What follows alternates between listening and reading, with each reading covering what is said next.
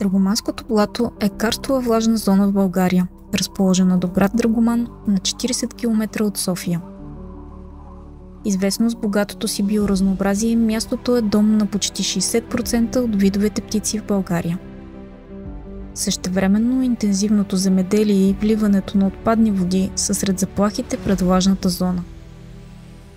Драгоманското блато е най-голямото карстово блато в България. То се възстановява по естествен начин, след като е било пресушено през 20 век, но има нужди от нашата помощ за възстановяване. Драгоманското блато е една от 6 влажни зони в Европа, които ще бъдат възстановявани в рамките на проект Waterlands по Хоризонт 2020. Waterlands цели възстановяването на влажни зони в Европа и разширяване на защитата им в по-големи по площ територии. Сдружение за дива природа Балкани и ВВФ България са партньори в проект Waterlands. Те работят с заинтересовани страни, земевладелци, институции и местната общност за устойчивото управление на природната територия.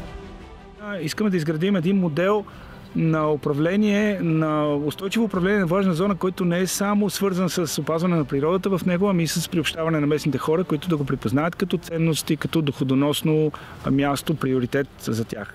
Има възможност да носи приходи и ползи за местните хора, както от туризъм, така и от образование, така и от земеделие, така и от риболов. Драгоманското блато е популярна дестинация за отдих, туризъм и научна дейност. Тук образованието среща гражданската наука. Възстановителните и природозащитните дейности вървят ръка за ръка с доброволчество и спорт, а в рамките на Waterlands се провежда и артистична резиденция. Няма как да опазваме или изобщо да се грижим за нещо, ако не го познаваме. Това ни подсказва, че наистина това е важно. Да направим така, че тези хора да могат да видят блатото, да разберат какво представлява. Освен ценно кътче за дивата природа, Драгоманското блато е важно за местните хора и създава възможности за развитие на бизнес.